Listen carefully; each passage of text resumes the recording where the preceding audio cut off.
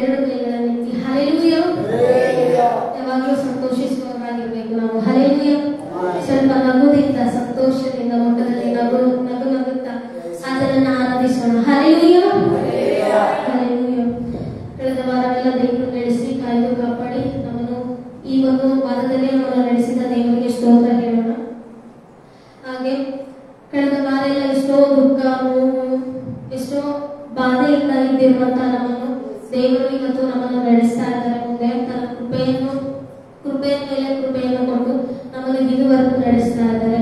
ಎಂತ ದುಃಖ ಆಗಲಿ, ಎಂತ ಸಂಕಟ ಆಗಲಿ, ನಾನು ನನ್ನ ಮನೆಯವರು ಯೆಹೋವನನ್ನೇ ಸೇವಿಸುವರಾಗಿದ್ದೇವೆ. ಹಲ್ಲೆಲೂಯಾ. ಹಲ್ಲೆಲೂಯಾ. ಆತನ ಮೇಲುಪಕಾರಗಳಲ್ಲಿ ಯಾವತ್ತಿಗೂ ನಾವು ಮರೆಯವರಾಗಿರಬಾರದು. ಹಲ್ಲೆಲೂಯಾ. ಯಾವಾಗಲೂ ಆತನ ಕೃಪೆಯನ್ನು ನೆನೆಯುತ್ತಾ ಆತನ ಉಪಕಾರಗಳನ್ನು ನೆನೆಯುತ್ತಾ ಮುಂದೆ ನಾವು ಸಾಗುವರಾಗಿದ್ದೇವೆ. ಹಲ್ಲೆಲೂಯಾ. ಇವತ್ತಿನ ಸಮಯವನ್ನು ವ್ಯರ್ಥ ಮಾಡಿಕೊಳ್ಳದೆ ನಮ್ಮ ವಾಕ್ಯಗಳನ್ನು, ನಮ್ಮ ಬೈಬಲ್ ಅನ್ನು ತೆರೆಯೋಣ. ಆದಿಕಾಂಡ 16ನೇ ಅಧ್ಯಾಯ.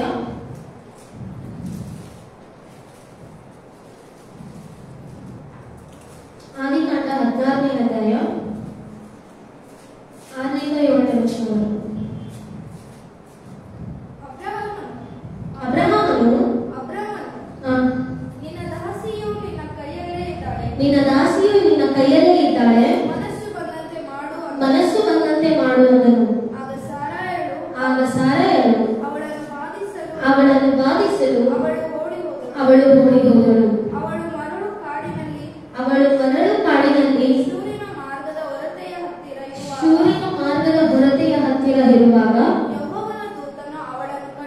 ಯೆಹೋವನ ದೂತನು ಅವಳನ್ನು ಕಂಡು, ಸಾರಯಳ ದಾಸಿಯಾದ ಹಾಗರಳೆ, ಎಲ್ಲಿಂದ ಬಂದಿ, ಎಲ್ಲಿಗೆ ಹೋಗುತ್ತಿ ಎಂದು ಕೇಳಲು ಅವಳು, ನನ್ನ ಯಜಮಾನಿಯಾದ ಸಾರಯಳ ಬಳಿಯಿಂದ ಓಡಿ ಹೋಗುತ್ತಾ ಇದ್ದೇನೆ. ಹಲ್ಲೆಲೂಯಾ. ಹಲ್ಲೆಲೂಯಾ. ಈ ವಾಕ್ಯದ ಮೂಲಕ ದೇವರು ನಮಗೆ ಇವತ್ತಿನ ದಿನದಲ್ಲಿ ಮಾತಾಡಲಿಕ್ಕಿದ್ದಾನೆ. ಹಲ್ಲೆಲೂಯಾ. ಎಷ್ಟು ಜನ ನಂಬ್ತೀರಾ ನನ್ನ ಜೊತೆ ದೇವರು ಮಾತಾಡಲಿಕ್ಕಿದ್ದಾನೆ ಇವತ್ತು? ಎಷ್ಟು ಜನ ನಿಮ್ಮ ಮನೆಯಿಂದ ದೇವರು ನನ್ನೊಟ್ಟಿಗೆ ಮಾತಾಡ್ತಾರೆ ಇವತ್ತಿನ ದಿನದಲ್ಲಿ ಎಂಬುದಾಗಿ ಪ್ರಾರ್ಥಿಸಿಕೊಂಡು ಬಂದಿದ್ದೀರಿ? ಹಲ್ಲೆಲೂಯಾ. ಪ್ರತಿದಿನ ಪ್ರತಿ ವಾರ ನಾವು ಸಭೆಗೆ ಬರಬೇಕಾದ್ರೆ ದೇವರು ನನ್ನೊಟ್ಟಿಗೆ ಮಾತಾಡಬೇಕು ಎಂಬುದಾಗಿ ಪ್ರಾರ್ಥಿಸಿಕೊಂಡು ಸಿದ್ಧತೆಯಿಂದ ದೇವರು ನಮಗೆ ಏನೋ ಕೊಡ್ತಾರೆ ಎಂಬುದಾಗಿ ನಿರೀಕ್ಷೆಯಿಂದ ನಾವು ಸಭೆಗಳಿಗೆ ಬರಬೇಕು ಪ್ರಿಯರೇ. ಹಲ್ಲೆಲೂಯಾ. ಹಲ್ಲೆಲೂಯಾ. ಇಲ್ಲಿ ಅಬ್ರಹಾಮನ ಜೀವಿತದಲ್ಲಿ ಹಾಗೆ ಹಾಗರಳು ತನಗೆ ಸಾರಳು ಮಕ್ಕಳೇ ಇರಲಿಲ್ಲ. ನಾವು ಫಸ್ಟ್ 16ನೇ ಅಧ್ಯಾಯದಿಂದ 1ನೇ ವರ್ಷದಿಂದ ಅಲ್ಲಿ ನಾವು ನೋಡಿದ್ರೆ ಅಲ್ಲಿ ಅವರಿಗೆ ಮಕ್ಕಳು ಅವರಿಗೆ ಮಕ್ಕಳು ಇರಲಿಲ್ಲ. ಸೊ ಹಾಗಾಗಿ ಸಾರಳು ಏನ್ ಮಾಡ್ತಾರೆ ಅಂದ್ರೆ ತನಗೊಬ್ಬ ದಾಸಳೆ ಇರ್ತಾಳೆ. ಯಾರು ದಾಸಳು? ಹಾಗರಳು ದಾಸಳೆ ಇರ್ತಾರೆ. ಆ ದಾಸಳನ್ನ ಅಬ್ರಹಾಮನಿಗೆ ಮದುವೆ ಮಾಡಿಸಿ ಕೊಡ್ತಾರೆ. ಅಂದ್ರೆ ಮಕ್ಕಳು ಇರಲಿಲ್ಲ, ಅದ್ರ ಮೂಲಕ ಆದ್ರೂ ಮಕ್ಕಳು ಬರ್ತದೆ ಎಂಬುದಾಗಿ ನಿಶ್ಚಯ ಮಾಡಿ ಕೊಡ್ತಾರೆ. ಹೆಂಡತಿಯಾಗಿ ಹಾಗರಳನ್ನ ಒಪ್ಪಿಸ್ತಾರೆ. ಅಬ್ರಹಾಮ ಒಪ್ಕೊಂಡ, ಹಾಗರಳು ಕೂಡ ಒಪ್ಕೊಂಡ್ರು. ಆದ್ರೆ ಯಾವಾಗ ಹಾಗರಳು ಅಬ್ರಹಾಮನನ್ನ ಕೂಡಿ ಅವಳು ಗರ್ಭವತಿ ಆಗ್ತಾಳೆ, ಗರ್ಭ ಧರಿಸ್ತಾಳೆ, ಅವಾಗ ಇನ್ನು ಏನ್ ಮಾಡ್ತಾಳೆ ಅಂದ್ರೆ ಸಾರಳನ್ನ ತಾತ್ಸಾರ ಮಾಡ್ತಾಳೆ ಎಂಬುದಾಗಿ ಬೈಬಲ್ ವಚನದಲ್ಲಿ ಹೇಳ್ತದೆ. ಹಲ್ಲೆಲೂಯಾ. ತಾತ್ಸಾರ ಮಾಡೋದ್ರಿಂದ ಅವಳು ಸಾರಳ ಕೇಳ್ತಾಳೆ, ಅಬ್ರಹಾಮ್ ಇವಳು ನನ್ನನ್ನ ತಾತ್ಸಾರ ಮಾಡ್ತಿದ್ದಾಳೆ, ಗರ್ವ ತೋರಿಸ್ತಿದ್ದಾಳೆ, ನನ್ನನ್ನ ಬ್ಯಾಡ ಅಂತ ಹೇಳ್ತಿದ್ದಾಳೆ. ಆ ತರ ಎಲ್ಲ ಹೇಳಿದಾಗ ಅಬ್ರಹಾಮನು, ನಿನ್ನ ದಾಸಿ ನಿನ್ನ ಕೈಯಲ್ಲೇ ಇದ್ದಾಳೆ, ನಿನ್ಗೆ ಏನ್ ಬರ್ತದೆ ಅದು ಮಾಡು ಎಂಬುದಾಗಿ. ಹಲ್ಲೆಲೂಯಾ. ಆಗ ಸಾರಳು ಅವಳನ್ನ ಬಾಧಿಸಿದಳು ಎಂಬುದಾಗಿ ನಾವು ನೋಡ್ತಾ ಇದ್ದೇವೆ. ಬಾಧಿಸಿದಾಗ ಅವಳು ಮರಳಿನ ಕಾಡಿನಲ್ಲಿ ಶೂರಿನ ಮಾರ್ಗದ ಹೊರತೆಯ ಹತ್ತಿರ ಇರುವಾಗ, ಅಂದ್ರೆ ಮರಳಿನ ಕಾಡಿಗೆ ಹೋಗ್ತಾಳೆ. ಹಲ್ಲೆಲೂಯಾ. ಈ ಒಂದು ಮರಳು ಕಾಡು ಅನ್ನೋದು ಇವತ್ತಿನ ಬೋಧನೆಯ ಒಂದು ಟೈಟಲ್ ಆಗಿದೆ. ಮರಳು ಕಾಡು ಅಥವಾ ಅರಣ್ಯ ಜೀವಿತ. ಕ್ರೈಸ್ತರ ಜೀವನದಲ್ಲಿ ಅರಣ್ಯದ ಅನುಭವ ಅನ್ನೋದು ತುಂಬಾ ಇಂಪಾರ್ಟೆಂಟ್ ಪ್ರಿಯರೇ. ತುಂಬಾ ಪ್ರಾಮುಖ್ಯತೆಯನ್ನು ವಹಿಸ್ತದೆ. ನಾವು ಅನೇಕ ಭಕ್ತರನ್ನ ನೋಡಿದಾಗ ಅನೇಕರು ಅರಣ್ಯ ಮಾರ್ಗದಿಂದ ಹೋಗ್ತಾ ಇರ್ತಾರೆ.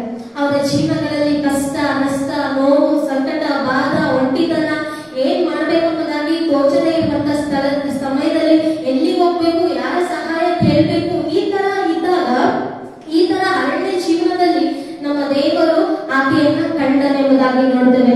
ಮರಣ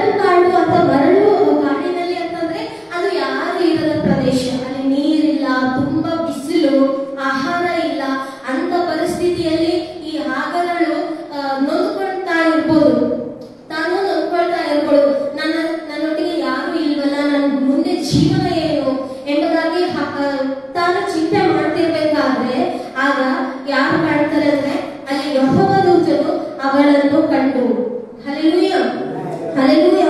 ನಮ್ಮ ಜೀವನದಲ್ಲಿಯೂ ಕೂಡ ಅವಳು ತನ್ನ ಪರಿಸ್ಥಿತಿಯನ್ನು ನೋಡಿ ಓಡಿ ಹೋಗ್ತಾಳೆ. ತಾನು ಬಾಧಿಸಿದಾಗ ಓಡಿ ಹೋಗ್ತಾಳೆ. ನಮ್ಮ ಜೀವನದಲ್ಲಿಯೂ ಹಾಗೆ ಪರಿಸ್ಥಿತಿಗಳನ್ನ ನೋಡಿ, ಕಷ್ಟಗಳನ್ನ ನೋಡಿ ಓಡಿ ಹೋಗ್ತಾ ಇರ್ಬೋದು ಪ್ರಿಯರೇ. ಆದ್ರೆ ಎಲ್ಲಿಗೆ ಹೋಗ್ತಿದೀಯಾ ಗೊತ್ತಿಲ್ಲ, ಏನ್ ಮಾಡ್ತಿದೀಯಾ ಗೊತ್ತಿಲ್ಲ, ಯಾರ ಸಹಾಯ ಕೇಳಬೇಕೋ ಗೊತ್ತಿಲ್ಲ. ಆ ಗೊತ್ತಿಲ್ಲ ಆದಂತ ಪರಿಸ್ಥಿತಿಯಲ್ಲಿ ನಿನ್ನ ದೇವರು ನಡೆಸುವಂತರಾಗಿದ್ದಾರೆ. ಹಲ್ಲೆಲೂಯಾ. ಕೆಲವೊಂದು ಸಮಯದಲ್ಲಿ ದೇವರು ಏನ್ ಮಾಡ್ತಾರೆ ಗೊತ್ತಾ, ನನ್ನನ್ನ ಪರೀಕ್ಷಿಸ್ತಾರೆ. ದೇವರು ಯಾವುದೇ ಕಾರಣಕ್ಕೂ ಶೋಧಿಸುವುದಿಲ್ಲ. ಸೈತಾನನು ಶೋಧಿಸ್ತಾನೆ ನಮ್ಮನ್ನ. ಆದ್ರೆ ದೇವರು ಏನ್ ಮಾಡ್ತಾರೆ, ಪರೀಕ್ಷೆಯನ್ನ ಮಾಡ್ತಾರೆ. ಆ ಪರೀಕ್ಷೆ ಎಷ್ಟೋ ಭಕ್ತರಲ್ಲಿ ನೋಡಿ ಅವರ ಜೀವನದಲ್ಲಿ ನೋಡಿದ್ರೆ ಪರೀಕ್ಷೆಗಳು ಪರೀಕ್ಷೆಯಲ್ಲಿ ಕೆಲವೊಬ್ರು ಇಸ್ರಾಯೇಲ್ ಜನರೇ ಸೋಲ್ತಾರೆ, ಗೆಲ್ತಾರೆ. ಆದ್ರೂ ಕೂಡ ದೇವರು ಅವರನ್ನ ಪರೀಕ್ಷಿಸಿ ಮುಂದೆ ನಡೆಸ್ತಾರೆ. ಇವಾಗ ನಮ್ಗೆ ಯಾರಿಗಾದ್ರೂ ಈಗ ಎಕ್ಸಾಮ್ಸ್ ಇರ್ತವೆ, ಅದೊಂದು ನಮ್ಗೆ ಪರೀಕ್ಷೆ. ಆ ಒಂದು ಹಂತ ಪಾಸ್ ಆದ ನಂತರ ಮುಂದೆ ಸ್ಟೆಪ್ ನಮ್ಗೆ ಇರ್ತದೆ. ಸೊ ಅದೇ ರೀತಿಯಾಗಿ ದೇವರು ಕೂಡ ನಿನ್ನ ಜೀವನದಲ್ಲಿ ಸಂಕಟವನ್ನು ಬರಮಾಡಿ ಪರೀಕ್ಷಿಸ್ತಾರೆ ಪ್ರಿಯರೇ. ನನ್ನ ಭಕ್ತಳು, ನನ್ನ ಮಗಳು ಪ್ರಾರ್ಥಿಸ್ತಾಳ, ಅಥವಾ ನನ್ನ ಮೇಲೆ ನಂಬಿಕೆ ಇಡ್ತಾಳ, ಅಥವಾ ನನ್ನನ್ನ ಹಾಕ್ಕೊಳ್ತಾಳ ಎಂಬುದಾಗಿ ದೇವರು ನಿಮ್ಮ ಜೀವನದಲ್ಲಿ ಕಷ್ಟವನ್ನು ಕೊಟ್ಟು ಪರೀಕ್ಷಿಸ್ತಾ ಇದ್ದಾರೆ ಪ್ರಿಯರೇ. ಇವತ್ತು ನಿಮ್ಮ ಜೀವನದಲ್ಲಿ ಅನೇಕ ಕಷ್ಟಗಳಿದ್ರೂ ಕೂಡ ನೀವು ಅದನ್ನ ಜಯಿಸಿ ತಿಳಿಯೋದಕ್ಕೆ ದೇವರು ಶಕ್ತಿ ಕೊಡ್ತಾರೆ ಪ್ರಿಯರೇ. Hallelujah, hallelujah. ನಿಮ್ಮ ಒಂದು ಪರೀಕ್ಷೆಯಲ್ಲಿ ನೀವು ಪಾಸ್ ಆಗ್ತೀಯೋ ಫೇಲ್ ಆಗ್ತೀಯೋ ಅದು ನಿಮ್ಮ ಕೈಗೆ ಬಿಟ್ಟಿದ್ದು. Hallelujah, hallelujah. ಪಾಸ್ ಆಗ್ಬೇಕು ನಾವು ಯಾವಾಗಲೂ. ಇಷ್ಟು ಕಷ್ಟ ಬಂದಿದೆ, ಯಾಕೆ ನನಗೆ ಕಷ್ಟ ಬರ್ತದೆ, ಯಾಕೆ ಅಂತೇಳಿ ನಾವು ಸಮಸ್ಯೆಯ ಮೇಲೆ ದೃಷ್ಟಿ ಇಟ್ಕೊಳ್ಬಾರ್ದು. ಸಮಸ್ಯೆಯನ್ನ ಪರಿಹರಿಸುವಂತ ದೇವರ ಮೇಲೆ ನಾವು ದೃಷ್ಟಿ ಇಡುವವರಾಗಿರ್ಬೇಕು. Hallelujah, hallelujah. ಅದಕ್ಕೆ ಇಲ್ಲಿ ಸ್ನಾನಿಕನಾದ ಯೋಹಾನನು ಕೂಡ ಅರಣ್ಯದಲ್ಲಿ ಕೂಗ್ತಾ ಇದ್ದಾನೆ. ಏನು? ಪರಲೋಕ ರಾಜ್ಯ ಸಮೀಪಿಸಿತು, ದೇವರ ಕಡೆಗೆ ತಿರುಗಿಕೊಳ್ಳಲಿ ಎಂಬುದಾಗಿ ಸ್ನಾನಿಕನಾದ ಯೋಹಾನ ಅಡವಿಯಲ್ಲೇ ಕೂಗ್ತಾ ಇದ್ದಾನೆ. ಅಂದ್ರೆ ಅರಣ್ಯದಲ್ಲೇ ಕೂಗ್ತಾ ಇದ್ದಾನೆ. ಅಂದ್ರೆ ತಾನು ಹೆಂಗಿದ್ದಾನಂದ್ರೆ ಉರಿಯುವ ಬೆಂಕಿಯೋಪಾದಿಯಲ್ಲಿ ಎಂಬುದಾಗಿ ವಚನ ಹೇಳ್ತದೆ. ಹಲ್ಲೆಲೂಯಾ. ಅದೆಲ್ಲ ಧೈರ್ಯ ಬಂದಿದ್ದೇನು? ಆ ಒಂದು ಹುರಿ ಅವನಲ್ಲಿ ಇದ್ದು ರಾಜನ ಬಳಿಗೆ ಹೋಗ್ತಾನೆ. ರಾಜನ ಬಳಿಗೆ ಹೋಗಿ ನೀನು ನಿನ್ನ ತಮ್ಮನ ಹೆಂಡತಿಯನ್ನ ಇಟ್ಕೊಂಡಿದೀಯ ಎಂಬುದಾಗಿ ಅಕ್ರಮ ಸಂಬಂಧವನ್ನ ನಡೆಸ್ತಾ ಇದೀಯ ನೀನು ಎಂಬುದಾಗಿ ಹೇಳ್ತಾ ಇದ್ದಾನೆ. ಧೈರ್ಯದಿಂದ ಹೇಳ್ತಾ ಇದ್ದಾನೆ. ಈ ಒಂದು ರಾಜನ ಮುಂದೆ ಈ ತರ ಯಾರಿಗೆ ಹೇಳೋದಕ್ಕೆ ಧೈರ್ಯ? ಯಾರಿಗೂ ಹೇಳೋದಕ್ಕೆ ಧೈರ್ಯ ಇಲ್ಲ. ಯಾಕಂದ್ರೆ ರಾಜನು ಸಾಯಿಸ್ಬಿಡ್ತಾನೆ, ಕೊಂದು ಬಿಡ್ತಾನೆ ಎಂಬುದಾಗಿ ಭಯ ಇರ್ತದೆ. ಆದ್ರೆ ಸ್ನಾನಿಕನಾದ ಯೋಹಾನನು ಆ ತರ ಮಾಡಿದ. ಧೈರ್ಯ ಎಲ್ಲಿಂದ ಬಂತು? ಅರಣ್ಯದ ಅನುಭವದಿಂದ. ಅವನಿಗೆ ಬಲ ಎಲ್ಲಿಂದ ಬಂತು? ಅವನಿಗೆ ಆ ಪೌರುಷ ಅನ್ನೋದು ಎಲ್ಲಿಂದ ಬಂತು? ಅರಣ್ಯ ಜೀವಿತದಿಂದ. ಹಲ್ಲೆಲೂಯಾ. ಅರಣ್ಯ ಜೀವಿತದಿಂದ ನಮ್ಗೆ ನಮ್ಮನ್ನು ಬಲಪಡಿಸುವಂತ ದೇವರಾಗಿದ್ದಾರೆ. Hallelujah, hallelujah. ಅದೇ ರೀತಿಯಾಗಿ ಯೇಸು ಕ್ರಿಸ್ತನ ಜೀವನದಲ್ಲಿಯೂ ನೋಡಿದಾಗ ಅವರು ಕೂಡ ಅರಣ್ಯಕ್ಕೆ ಹೋದರು. ಅವರು ಕೂಡ ಅರಣ್ಯದ ಅನುಭವವನ್ನ ಅನುಭವಿಸಿದ್ರು ಎಂಬುದಾಗಿ ವಾಕ್ಯದಲ್ಲಿ ನಾವು ನೋಡ್ತೇವೆ. ಹಲ್ಲೆಲೂಯಾ. ಮಾರ್ಕನ ಬರೆದಂತ ಸುವಾರ್ತೆ 1ನೇ ಅಧ್ಯಾಯ 12ನೇ ವಚನ ಓದ್ಕೊಳ್ರಿ. ಮಾರ್ಕನ ಬರೆದಂತ ಸುವಾರ್ತೆ 1ನೇ ವಚನ 12-13.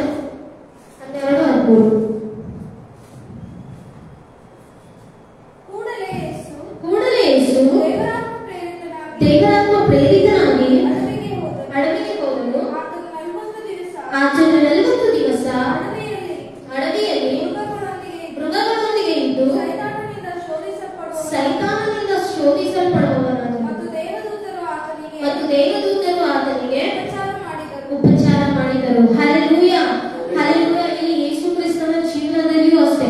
ಯೇಸು ಕ್ರಿಸ್ತ ತನ್ನ ಸೇವೆಯ ಪ್ರಾರಂಭವನ್ನು ಮಾಡೋದಕ್ಕಿಂತ ಮುಂಚೆ ಅವರು ಸೈತಾನನಿಂದ ಶೋಧಿಸಲ್ಪಟ್ಟರು. ಅಲ್ಲಿ ನೋಡಿದ್ರೆ ದೇವರಾತ್ಮನು ಅವರನ್ನ ಅಡವಿಗೆ ಒಯ್ತಾರೆ.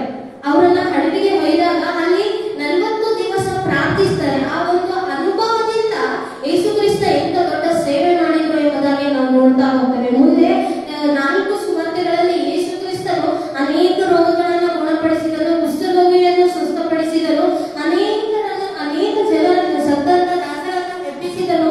ಈ ತರ ಅನೇಕ ಗುಂಪಾಗಿ ತನ್ನ ಹಿಂದೆ ಹೋಗುವಂತ ಜನರನ್ನು ಸ್ವಸ್ಥಪಡಿಸಿದನು ಪ್ರಿಯರೇ. ಹಲ್ಲೆಲೂಯಾ. 3 ವರ್ಷ ಒಳ್ಳೆ ಉತ್ತಮವಾದ ಸೇವೆಯನ್ನ ಯೇಸು ಕ್ರಿಸ್ತ ಮಾಡಿದನು. ಅದು ಮಾಡೋದಕ್ಕೆ ಕಾರಣ ಏನು? ಎಲ್ಲಿಂದ ಬಂತು ಧೈರ್ಯ? ಅಲ್ಲಿ ಅರಣ್ಯ ಜೀವಿತ ಮುಂಚೆ ಇತ್ತು. 40 ದಿವಸ ಅಡವಿ ಮುಂದೆ ಪ್ರಯೋಗಿಸ್ತಾರೆ. ಹಲ್ಲೆಲೂಯಾ. ಇವತ್ತು ನನ್ನ ನಿನ್ನ ಜೀವನದಲ್ಲಿ ಜೀವನ ಪಕ್ವತೆಗೆ ಬರೋದಕ್ಕೋಸ್ಕರ ಜೀವನ ನಾವು ಒಳ್ಳೆ ರೀತಿಯಲ್ಲಿ ನೆಕ್ಸ್ಟ್ ಲೆವೆಲ್ ಅಲ್ಲಿ ನಾವು ನಮ್ಮ ಜೀವನವನ್ನ ಸಾಗಿಸ್ಬೇಕಂದ್ರೆ ನಮಗೆ ಅರಣ್ಯದ ಜೀವಿತ ಅಗತ್ಯ ಪ್ರಿಯರೇ. ಹಲ್ಲೆಲೂಯಾ. ಅರಣ್ಯ ಜೀವಿತ ನಮ್ಮನ್ನ ಬಲಗೊಳಿಸ್ತದೆ, ಅರಣ್ಯ ಜೀವಿತ ನಮ್ಮನ್ನ ಧೈರ್ಯಪಡಿಸ್ತದೆ. ಯಾವ ತರ ಸ್ನಾನಿಕನಾದ ಯೋಹಾನನಿಗೆ ಬಲವನ್ನು ಕೊಟ್ಟಿದ್ದು, ಧೈರ್ಯವನ್ನು ಕೊಟ್ಟಿದ್ದು, ಅದೇ ರೀತಿಯಲ್ಲಿ ನಿಮ್ಮ ನಮ್ಮ ಜೀವನದಲ್ಲಿ ಕಷ್ಟಗಳು ಬಂದಾಗಿಯೂ ಕೂಡ ಅದರಿಂದ ಬಿಡಿಸಿ ಅದರಿಂದ ನಿಮ್ಮನ್ನು ಕುಗ್ಗಿಸುವುದಕ್ಕೆ ಅಷ್ಟೇ ಅಲ್ಲದೆ ನಿಮ್ಮನ್ನು ಒಳ್ಳೆ ರೀತಿಯಲ್ಲಿ ನಿಲ್ಲಿಸುವುದಕ್ಕೋಸ್ಕರ ಮುಂದೆ ಯಾವ ರೀತಿ ನಡೀಬೇಕು ಧೈರ್ಯದಿಂದ ನಡೆಸುವುದಕ್ಕೆ ಯೇಸು ಕ್ರಿಸ್ತ ನಿಮಗೆ ಸಹಾಯ ಮಾಡ್ತಾರೆ. ಹಲ್ಲೆಲೂಯಾ. ಹಲ್ಲೆಲೂಯಾ. ಅದೇ ರೀತಿಯಾಗಿ ಪೌಲನು ಕೂಡ ದಮಸ್ಕದಲ್ಲಿ ರಕ್ಷಣೆ ಹೊಂದಿ ಮಾರ್ಗದಲ್ಲಿ ಹೋಗ್ಬೇಕಾದ್ರೆ ಕೂಡ ಫಸ್ಟ್ ಪೌಲನು ಯೆರೂಸಲೇಮಿಗೆ ಹೋಗ್ಲಿಲ್ಲ. ಫಸ್ಟ್ ಅದನ್ನು ಹಣದ ಸ್ಥಾನಕ್ಕೆ ಹೋಗ್ತಾನೆ, ಅಂದ್ರೆ ಅವನು ಒಂದು ಹಳವಿಯ ಸ್ಥಾನಕ್ಕೆ ತಾನು ಹೋಗ್ತಾನೆ.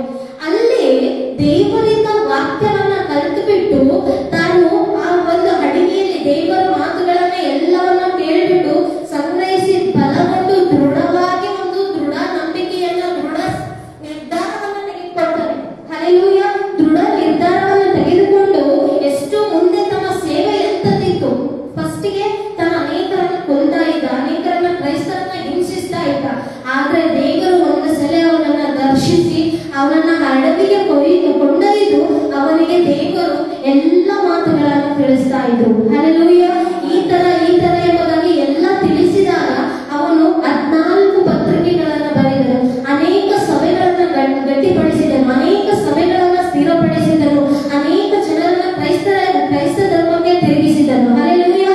ಅನೇಕ ಜನರಿಗೆ ಸುವಾರ್ತೆಯನ್ನು ತಲುಪಲ್ಪಟ್ಟು ದೇವರನ್ನು ಅನುಸರಿಸುವ ರೀತಿಯಲ್ಲಿ ಮಾಡಿದನು. ಇದೆಲ್ಲ ಎಲ್ಲಿಂದ ಬಂತು? ಆ ಅಡವಿಯ ಜೀವಿತ ಪ್ರಿಯರೇ. ಹಲ್ಲೆಲೂಯಾ.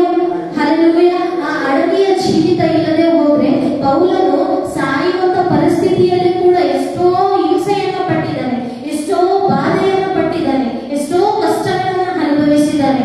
ಆದ್ರೂ ಕೂಡ ಆ ದೃಢ ನಂಬಿಕೆ, ದೃಢ ಒಂದು ಸಂಕಲ್ಪ, ದೃಢ ಒಂದು ತೀರ್ಮಾನ ಎಲ್ಲಿಂದ ಬಂತು? ಆ ಅಡವಿಯ ಜೀವಿತದಿಂದ ಬಂತು ಪ್ರಿಯರೇ. ಹಲ್ಲೆಲೂಯಾ.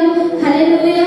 ಅದೇ ರೀತಿಯಾಗಿ ಕೆಲಸರೇ ದೇವರು ನಮ್ಮ ಜೀವನದಲ್ಲಿ ಅರಣ್ಯಕ್ಕೆ ಕೊಂಡ್ಕೊಂಡು ಹೋಗ್ತಾರೆ. ನಮ್ಮನ್ನು ಅರಣ್ಯಕ್ಕೆ ಕೊಂಡ್ಕೊಂಡು ಹೋದಾಗ ನಾವು ಭಯಪಡುವಂತ ಅವಶ್ಯಕತೆ ಇಲ್ಲ, ನಾವು ಧೈರ್ಯಗೆಡುವಂತ ಅವಶ್ಯಕತೆ ಇಲ್ಲ. ಯಾಕಂದ್ರೆ ತನ್ನನ್ನು ತಾನು ಪ್ರತ್ಯಕ್ಷಪಡಿಸಿಕೊಳ್ಳುವಂತ ಸ್ಥಳವಾಗಿದೆ. ಹಲ್ಲೆಲೂಯಾ. ತಾನು ನಮ್ಮೊಟ್ಟಿಗೆ ಮಾತನಾಡುವಂತ ಸ್ಥಳ ಅರಣ್ಯವಾಗಿದೆ. ಹಲ್ಲೆಲೂಯಾ. ಅನೇಕ ಸಂಕಟಗಳು ಬಂದಾಗಿಯೂ ಕೂಡ ತನ್ನನ್ನು ತಾನು ಪ್ರತ್ಯೇಕಪಡಿಸಿಕೊಂಡು ನಮ್ಮ ಬಲಹೀನತೆಯಲ್ಲಿ ತನ್ನ ಬಲವನ್ನ ಕೊಟ್ಟು ನಮ್ಮನ್ನು ನಡೆಸುತ್ತಿದ್ದಾನೆ. ಹಲ್ಲೆಲೂಯಾ. ಅದೇ ಹೇಳ್ತಾನೆ ಪೌಲನು, ತನಗೆ ಒಂದು ಶೋಧನೆ ಇರುವಾಗ, ಅವರ ದೇಹದಲ್ಲಿ ಶೂಲ ಇರುವಾಗ ಇದನ್ನು ತೆಗೆದುಹಾಕಿ ಹೇಳಿದಾಗ ಅವರು ಹೇಳ್ತಾರೆ, ಯೇಸು ಕ್ರಿಸ್ತನು ಹೇಳ್ತಾರೆ, ನನ್ನ ಕೃಪೆಯೇ ನಿನಗೆ ಸಾಕು ಎಂಬುದಾಗಿ. ಆತನು ತನ್ನ ಕೃಪೆಯನ್ನು ನಮಗೆ ಇದ್ರೆ ಎಂತ ಸಂಕಟದಲ್ಲೇ ಆಗಲಿ ಎಂತ ಕಷ್ಟದಲ್ಲೇ ಆಗಲಿ ನಾವು ನಡೆಸುವಂತ ದೇವರಾಗಿದ್ದಾರೆ. ಹಲ್ಲೆಲೂಯಾ. ಬಲಹೀನತೆಯಲ್ಲಿ ಬಲವನ್ನು ಕೊಟ್ಟು ನಮಗೆ ನಡೆಸುವಂತನಾಗಿದ್ದಾನೆ. ಹಲ್ಲೆಲೂಯಾ. ಹಲ್ಲೆಲೂಯಾ. ಅದೇ ರೀತಿಯಲ್ಲಿ ಇಸ್ರಾಯೇಲ್ ಜನರನ್ನು ಕೂಡ ನಾವು ನೋಡಬಹುದು ಪ್ರಿಯರೇ. ಇಸ್ರಾಯೇಲ್ ಜನರು ತಾವು ಐಗುಪ್ತ ದೇಶದಿಂದ ಕಾನಾನ್ ದೇಶಕ್ಕೆ ವಾಗ್ದಾನವನ್ನ ಪಡ್ಕೊಂಡ್ರು. ಹೋಗ್ಬೇಕಾದ್ರೆ 40 ವರ್ಷದಲ್ಲಿ ಎಲ್ಲಿ ಸಾಗಿದ್ರು? 40 ವರ್ಷದಲ್ಲಿ ಅವರ ಅರಣ್ಯದಲ್ಲಿ ಪ್ರಯಾಣವನ್ನ ಮಾಡಿದ್ರು. ಅರಣ್ಯ ಅಂದ್ರೆ ಸುಮ್ಮನೆ ಅಲ್ಲ ಪ್ರಿಯರೇ. ಅರಣ್ಯದ ಜೀವಿತ ಅಂದ್ರೆ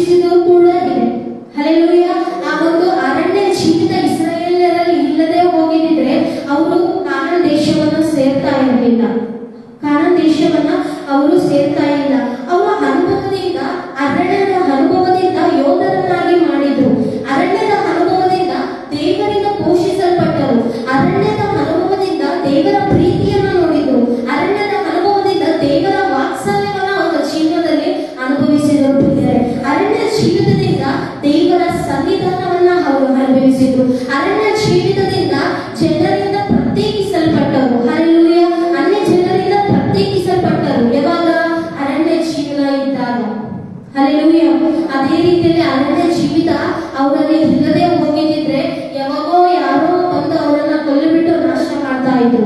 ಆದ್ರೆ ಅರಣ್ಯದಲ್ಲಿ ಕೊಂಡೊಯ್ದು ಇಸ್ರಾಯೇಲ್ ಜನರನ್ನ ಬಲಪಡಿಸ್ತಾ ಇದ್ದಾರೆ, ಅವರನ್ನ ಯೋಧರನ್ನಾಗಿ ಮಾಡ್ತಿದ್ದಾರೆ. ಆ ಬೇರೆ ಶತ್ರುಗಳು ಅವರ ಪರವಾಗಿ ಬಂದಾಗ ಅವರಿಗೆ ಯಾವ ರೀತಿ ಅವರ ಜೊತೆ ಯುದ್ಧ ಮಾಡಬೇಕೆಂಬುದಾಗಿ ಪ್ರತಿಯೊಂದನ್ನು ಯೇಸು ಕ್ರಿಸ್ತ ದೇವರು ಕಲಿಸ್ಕೊಡ್ತಾ ಇದ್ದಾರೆ. ಹಲ್ಲೆಲೂಯಾ. ಪ್ರತಿಯೊಂದು ಏನ್ ಮಾಡಬೇಕು ಎಂತ ಎಲ್ಲ ಪ್ರತಿಯೊಂದು ಕೂಡ ದೇವರು ಹೇಳಿಕೊಡ್ತಾ ಇದ್ದಾರೆ. ಅವರ ಜೀವನದಲ್ಲಿ ಅರಣ್ಯದ ಅನುಭವವೂ ಇಲ್ಲದೆ ಹೋಗಿದ್ರೆ ಅವರಿಗೆ ಮನ್ನಾ ಅನ್ನೋದು ಗೊತ್ತಾಗ್ತಾ ಇರಲಿಲ್ಲ. ಮನ್ನಾ ಅನ್ನೋದು ದೇವರು ಪರಲೋಕದಿಂದ ಅವರಿಗೆ ಕೊಡ್ತಾ ಇರಲಿಲ್ಲ. ಬಂಡೆಯಿಂದ ನೀರು ಅನ್ನೋದು ಕೊಡ್ತಾ ಇರಲಿಲ್ಲ. ಅವರಿಗೆ ಎಷ್ಟೋ ಕೊರತೆಯನ್ನ ಅವರು ಅನುಭವಿಸ್ತಾ ಇದ್ರು. ಅರಣ್ಯ ಜೀವಿತ ಇಲ್ಲದೆ ಇದ್ದಿದ್ರೆ ಅವರು ಹಗಲಲ್ಲಿ ಮೇಘ ಸ್ತಂಭವಾಗಿ, ಇರುಳಲ್ಲಿ ಅಗ್ನಿ ಸ್ತಂಭವಾಗಿ ಅವರು ನೋಡ್ತಾ ಇರಲಿಲ್ಲ. ಪ್ರಿಯರೇ, ದೇವರ ಒಂದು ಸಂಕಲ್ಪವನ್ನ, ದೇವರ ಪ್ರೀತಿಯನ್ನ ನೋಡ್ತಾ ಇರಲಿಲ್ಲ. ಯಾವಾಗೋ ಶತ್ರುಗಳ ಕೈಯಲ್ಲಿ ನಾಶವಾಗಿ ಹೋಗ್ತಾ ಇದ್ರು. ಇದೆಲ್ಲ ಹೇಗೆ? ಅರಣ್ಯದ ಜೀವನದಿಂದ ಯೇಸು ಕ್ರಿಸ್ತನ ಅವರು ದೇವರು ಅವರನ್ನು ಬಲಪಡಿಸಿದರು ಎಂಬುದಾಗಿ ನೋಡ್ತಾ ಇದ್ದಾರೆ. ಒಂದು ಸಲ ಈ ಅರಣ್ಯ ಇಲ್ಲದೆ ಹೋಗಿದ್ರೆ, ಡೈರೆಕ್ಟ್ ಆಗಿ ಕಾನಾನ್ ದೇಶಕ್ಕೆ ಹೋಗಿದ್ರೆ, ಅಲ್ಲಿ ಕಾನಾನ್ ದೇಶದಲ್ಲಿರುವಂತಹ ಎಲ್ಲಾ ರಾಜರುಗಳು ಅವರನ್ನ ಬಡಿದು ಸಾಯಿಸಿ ಅವರಲ್ಲಿ ಯಾವಾಗೋ ಇಲ್ಲದಂತೆ ಮಾಡ್ತಾ ಇದ್ರು. ಆದ್ರೆ ನನ್ನ ತಂದೆಯ ಚಿತ್ತ ಏನು ಅಂದ್ರೆ, ಮುಂದೆ ಕಾನಾನ್ ದೇಶಕ್ಕೆ ಹೋಗಿ ಏನ್ ಮಾಡಬೇಕು, ಆ ದೇಶದಲ್ಲಿ ಈ ಜನರು ಸಂರಕ್ಷಣೆಯಾಗಿ ಇರಬೇಕೆಂಬುದಾಗಿ ಮೊದಲೇ ಅವರನ್ನ ಸಿದ್ಧಪಡಿಸ್ತಾ ಇದ್ದಾರೆ. ಮೊದಲೇ ಅವರನ್ನ ಪರೀಕ್ಷಿಸಿ ಅವರಲ್ಲಿ ಪಕ್ವತೆಗೆ ಬಂದು ಅವರನ್ನ ಒಳ್ಳೆ ಬಲವಾಗಿ ಅವರನ್ನ ನಡೆಸ್ತಾ ಇದ್ದಾರೆ. ಪ್ರಿಯರೇ, ಹಲ್ಲೆಲೂಯಾ, ಹಲ್ಲೆಲೂಯಾ. ಅದೇ ರೀತಿಯಾಗಿ ದೇವರು ಕೂಡ ನಮ್ಮನ್ನು ಸಮಸ್ಯೆಗಳಿಂದ ಪ್ರತ್ಯೇಕಿಸಲ್ಪಟ್ಟು, ನಮ್ಮನ್ನು ಜನರಿಂದ ಪ್ರತ್ಯೇಕಿಸಲ್ಪಟ್ಟು ನಮ್ಮೊಟ್ಟಿಗೆ ದೇವರು ಮಾತಾಡಲಿಕ್ಕೆ ಇಷ್ಟಪಡ್ತಾ ಇದ್ದಾರೆ. ಪ್ರಿಯರೇ, ಅನೇಕ ಕಷ್ಟ ನಷ್ಟ ಬಂದಿದೆ ಎಂಬುದಾಗಿ ನೊಂದುಕೊಂಡಿರಬಹುದು ನನ್ನ ಜೀವನದಲ್ಲಿ. ಅನೇಕ ಏನ್ ಮಾಡ್ಬೇಕೆಂಬುದಾಗಿ ದಿಕ್ಕು ತೋಚದೆ ಇರುವಂತಹ ಪರಿಸ್ಥಿತಿಯಲ್ಲಿ ತಂದೆಯಾದ ದೇವರು ನಿಮ್ಮೊಟ್ಟಿಗೆ ಮಾತನಾಡುವಂತನಾಗಿದ್ದಾನೆ. ಆದರೂ ಹಾಗರಳು ನೋಡಿದಾಗ ದೇವರು ಯೆಹೋವನ ದೂತನು ಅವಳನ್ನು ಕಂಡು ಎಂಬುದಾಗಿ ನೋಡ್ತಾ ಇದ್ದೇವೆ. ಇನ್ನು ಎಂತ ಪರಿಸ್ಥಿತಿ, ಎಂತ ಸಮಸ್ಯೆಗಳಲ್ಲಿ ಇದ್ರೂ ಕೂಡ ಯೇಸು ಕ್ರಿಸ್ತನು ನಿನ್ನನ್ನು ನೋಡುವಂತನಾಗಿದ್ದಾನೆ. ಪ್ರಿಯರೇ, ಹಲ್ಲೆಲೂಯಾ, ಹಲ್ಲೆಲೂಯಾ. ಯಾರನ್ನು ಕೂಡ ಆತನು ಬಿಡೋದಿಲ್ಲ. ಯಾಕಂದ್ರೆ ಆತನು ಸರ್ವವ್ಯಾಪಿಯಾಗಿದ್ದಾನೆ. ಪ್ರತಿಯೊಂದು ಕಡೆಯಲ್ಲಿ ಇರುವಂತ ದೇವರು, ಪ್ರತಿಯೊಂದನ್ನು ನೋಡುವಂತ ದೇವರು. ನೀನ್ ಏನ್ ಮಾಡ್ತಿದೀಯೋ, ಎಂತ ಕಷ್ಟದಲ್ಲಿ ಇದೆಯೋ, ಎಂತ ನರಳ್ತಾ ಇದೆಯೋ, ಅನಾರೋಗ್ಯದಲ್ಲಿ ಬರಳ್ತಾ ಇದೆಯೋ, ಎಂತ ಸಮಸ್ಯೆಯಲ್ಲಿ ಇದೆಯೋ ಎಂಬುದಾಗಿ ಆತನು ನಿಮ್ಮನ್ನು ನೋಡುತ್ತಾರೆ. Hallelujah, hallelujah. ಅದಕ್ಕೆ ಒಳ್ಳೆ ಸಾಂಗ್ ಬರ್ತಿದ್ದಾರೆ, ನನ್ನ ಚೂಚುವಡ, ನನ್ನ ಕಾಚುವಡ ಎಂಬುದಾಗಿ. ನನ್ನನ್ನು ನೋಡುವವನೇ, ಕಾಣುವವನೇ, ನನ್ನ ಪರೀಕ್ಷಿಸಿ ತಿಳಿದುಕೊಂಡಿದ್ದೆ ಎಂಬುದಾಗಿ ಒಳ್ಳೆ ಸಾಂಗ್ ಆಡ್ತಾರೆ. ಹಲ್ಲೆಲೂಯಾ. ನಮ್ಮನ್ನು ಆತನು ನೋಡುವಂತ ದೇವರಾಗಿದ್ದಾನೆ. ಪ್ರಿಯರೇ, ಹಲ್ಲೆಲೂಯಾ. ಈ ಕಷ್ಟಗಳಿಂದ ನಾವು ಭಯ ಪಡುವಂತ ಅವಶ್ಯಕತೆ ಇಲ್ಲ. ಯಾಕಂದ್ರೆ ಅರಣ್ಯ ಜೀವಿತ ನಮ್ಗೆ ಧನ್ಯತೆಯನ್ನ ಕೊಡ್ತದೆ. ಅರಣ್ಯ ಜೀವಿತ ಮುಂದೆ ಏನ್ ಮಾಡ್ಬೇಕೆಂಬುದಾಗಿ ತಿಳಿಸ್ತದೆ. ಇದರಲ್ಲಿ ಸಮಸ್ಯೆಗಳನ್ನ ಕುಗ್ಗಿಸುವಂತ ಸಮಸ್ಯೆಗಳಲ್ಲಿ ನಾವು ಮುಳುಗೋಗಿ ಕೂಗಬಾರದು ಯಾವತ್ತಿಗೂ. ಹಲ್ಲೆಲೂಯಾ. ಸಮಸ್ಯೆಗಳನ್ನ ಮೇಲೆ ದೃಷ್ಟಿ ಇಡದೆ ಸಮಸ್ಯೆಗಳನ್ನ ಪರಿಹಾರ ಮಾಡುವಂತ ದೇವರ ಮೇಲೆ ದೃಷ್ಟಿ ಇಡಬೇಕು. Hallelujah, hallelujah. ಕೆಲವೊಂದ್ಸಲ ದೇವರು ನಿಮ್ಮನ್ನು ಪರೀಕ್ಷಿಸಿದಾಗ ಪ್ರಾರ್ಥನೆ ಯಾರು ಮಾಡ್ಬೇಕು? ನೀವೇ ಮಾಡ್ಬೇಕು. ಹಲ್ಲೆಲೂಯಾ. ಕೆಲವೊಂದ್ಸಲ ಶೋಧನೆಗಳು, ಕಷ್ಟಗಳು ಬಂದಾಗ ತುಂಬಾ ದುಃಖದಿಂದ ಪ್ರಾರ್ಥನೆ ಕೂಡ ಮಾಡೋದಿಲ್ಲ. ಅದು ದೇವರು ಎಕ್ಸ್ಪೆಕ್ಟ್ ಕೂಡ, ಅದು ದೇವರು ಬಯಸುವುದಿಲ್ಲ. ನಾವೇನ್ ಮಾಡ್ಬೇಕು? ನಿನ್ನ ಕಷ್ಟದಲ್ಲಿದ್ದಾಗ ನೀನೇ ಪ್ರಾರ್ಥನೆ ಮಾಡ್ಬೇಕು. ಪಾಸ್ಟರ್ಸ್ಗಳು ಮಾಡ್ತಾರೆ, ಓಕೆ. ಆದ್ರೆ ಪರೀಕ್ಷಿಸುವುದು ಯಾರು ನಮ್ಮ ಜೀವನದಲ್ಲಿ? ದೇವರು ನಿನ್ನನ್ನೇ ಪರೀಕ್ಷಿಸ್ತಿದ್ದಾನೆ ಅಂದ್ರೆ ನೀನು ದೇವರೊಟ್ಟಿಗೆ ಒಂದು ಸಂಬಂಧವನ್ನು ಇರಬೇಕೆಂಬುದಾಗಿ, ದೇವರು ನಿನ್ನೊಟ್ಟಿಗೆ ಪ್ರತ್ಯೇಕವಾಗಿ ಮಾತಾಡ್ಬೇಕೆಂಬುದಾಗಿ ನಿನ್ನ ಬಯಸ್ತಾ ಇದ್ದರೆ ನೀನು ಆ ಸಮಸ್ಯೆಗಳ ಮೇಲೆ ದೃಷ್ಟಿ ಇಟ್ಟು ನನಗೆ ಪ್ರಾರ್ಥನೆ ಮಾಡುವಂತ ಜನರಿದ್ದಾರೆ, ಅವ್ರಿಗೆ ನಾನು ಪ್ರಾರ್ಥನೆ ಹೇಳ್ತಾರೆ, ಅವ್ರು ಪ್ರಾರ್ಥನೆ ಮಾಡ್ತಾರೆ, ಅವ್ರ ಪ್ರಾರ್ಥನೆಯಿಂದ ನನಗೆ ಪರಿಹಾರವಾಗ್ತದೆ ಎಂಬುದಾಗಿ. ಹಲ್ಲೆಲೂಯಾ. ಆತರ ಅಲ್ಲ ಪ್ರಿಯರೇ. ಸಮಸ್ಯೆಗಳು ಬಂದಾಗ ನೀನೇ ದೇವರ ಹತ್ರ ಬಂದು ನಿನ್ನ ದುಃಖ ಎಲ್ಲ ಆತನ ಮುಂದೆ ಹಾಕಿದಾಗ ಆತನು ಪರಿಹಾರ ಮಾಡ್ತಾನೆ. ಮುಂದೆ ಏನ್ ಮಾಡ್ಬೇಕೆಂಬುದಾಗಿ ನಿನಗೆ ತಿಳಿಸ್ಕೊಡ್ತಾನೆ. ಯಾವ ದಾರಿಯನ್ನ ಆಯ್ಕೆ ಮಾಡ್ಕೊಳ್ಬೇಕು, ಯಾವುದನ್ನ ಬಿಡಬೇಕು ಎಂಬುದಾಗಿ ನಿನಗೆ ಪ್ರತಿ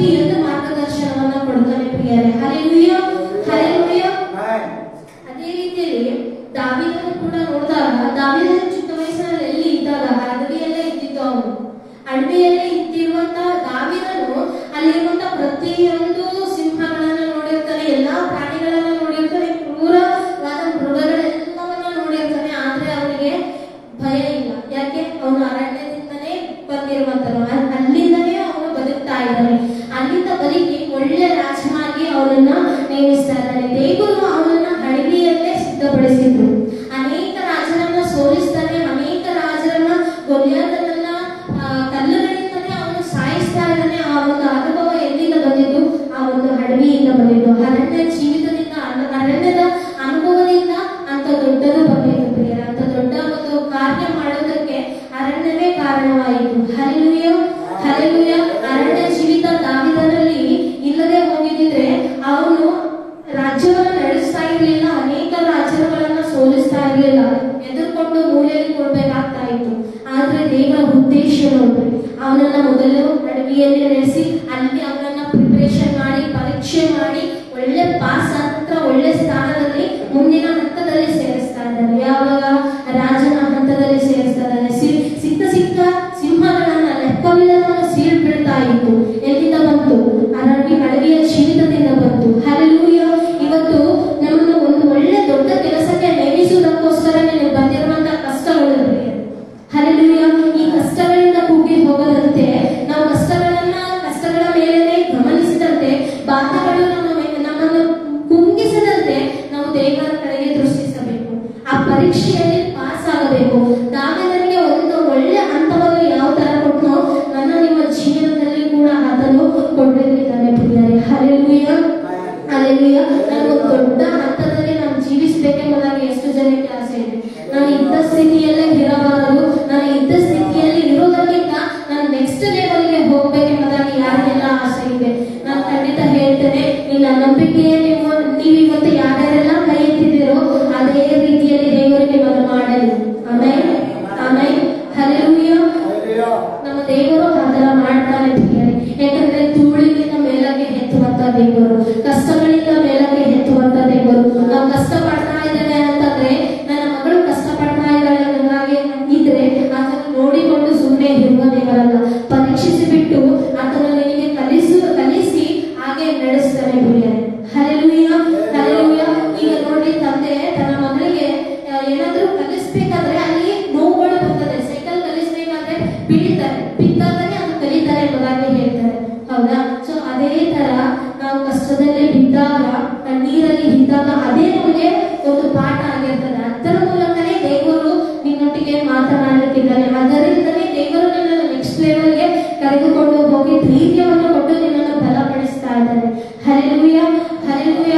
ಆ ಒಂದು ಡಾರ್ಕೆಸ್ಟ್ ಮೂಮೆಂಟ್ ಅಂತೂ ಇಲ್ಲ ಅಂತಂದ್ರೆ, ನಾವು ಅರಣ್ಯ ಜೀವನವನ್ನು ನಮ್ಮ ಜೀವನದಲ್ಲಿ ಇಲ್ಲದೆ ಹೋದ್ರೆ ನಾವು ಬಲಗೊಳ್ಳುವುದಕ್ಕೆ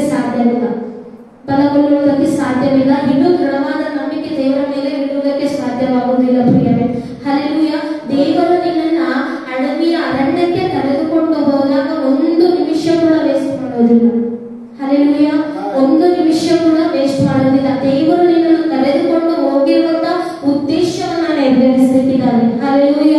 ನಿನ್ನನ್ನು ಸರಿ ಮಾಡ್ತಾನೆ, ನಿನಗೆ ತಿದ್ದುತ್ತಾನೆ, ನಿನಗೆ ಸರಿ ಮಾರ್ಗವನ್ನು ಹೇಳ್ಬಿಟ್ಟು ನೀನು ಏನ್ ಮಾಡ್ಬೇಕು ನಿನ್ನ ಜೊತೆಗೆ ಮಾತನಾಡಿ ನಿನ್ನನ್ನು ಬಲಪಡಿಸುವವರೆಗೂ ನಿನ್ನ ಸಂಗಡ ಇರ್ತಾರೆ. Hallelujah, hallelujah. ಒಂದು ಕ್ಷಣ ಕೂಡ ಅದನ್ನು ವೇಸ್ಟ್ ಮಾಡೋದಿಲ್ಲ. ಯಾಕಂದ್ರೆ ನಾನು ನೀನು ನರಳುವುದು ಆತನಿಗೆ ಇಷ್ಟ ಇರುವುದಿಲ್ಲ.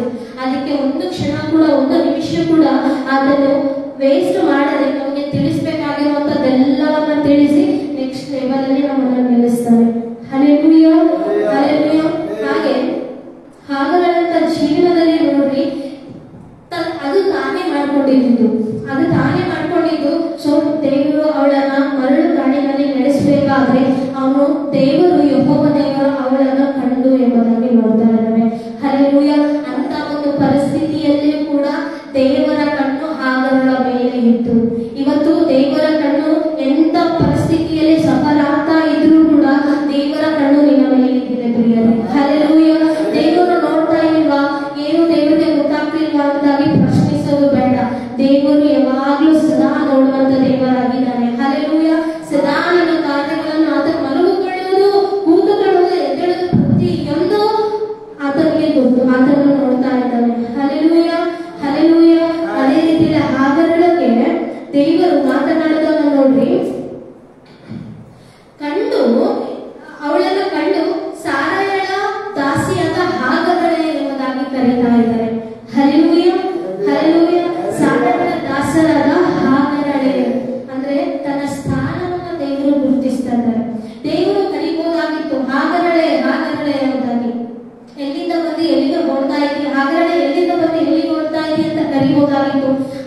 ದೇವರು ಆ ತರ ಕರೆಯಲಿಲ್ಲ.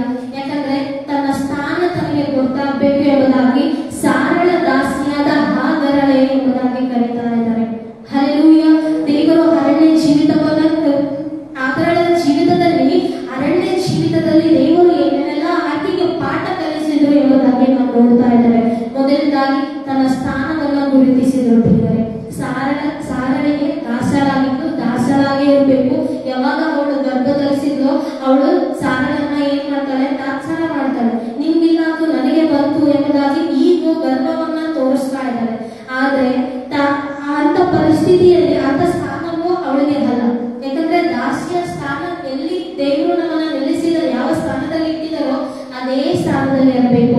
ಅದಕ್ಕಿಂತ ಒಂದು ಪಟ್ಟು ಮುಂದಕ್ಕೆ ಬಂದು ನಾನು ಪ್ರವರ್ತಿಸ್ತೇನೆ ಅಂತಂದ್ರೆ ದೇವರು ಒಪ್ಕೊಳ್ಳುವಂತ ಅಲ್ಲ ಪ್ರಿಯರೇ. ಹಲ್ಲೆಲೂಯಾ. ನಾನು ಅಲ್ಲಿ ಗರ್ವಪಟ್ಟು ಹೇಳಿದಾಗ ತಾತ್ಸಾರ ಮಾಡಿ ಅವಳನ್ನ ಬಾಧಿಸಿ ಅವಳು ಓಡಿ ಹೋಗೋಕೆ ಕಾರಣ ಅವಳೇ ಮಾಡ್ಕೊಂಡಿತ್ತು ಅದು. ಹಲ್ಲೆಲೂಯಾ. ಹಾಗೆ ತನ್ನ ಸ್ಥಾನವನ್ನ ಗುರುತಿಸ್ತಿದ್ದಾನೆ. ಎಲ್ಲಿ ಇರಬೇಕು, ಯಾರು ನೀವು ಎಲ್ಲಿ ಇರಬೇಕು ಎಂಬುದಾಗಿ ತಾನು ಗುರುತಿಸ್ತಿದ್ದಾಳೆ. ಸಾರಳ ದಾಸಿಯಾದ ಹಾಗರಳೆ ಯಾರಾಗಿದ್ದು ಸಾರಳ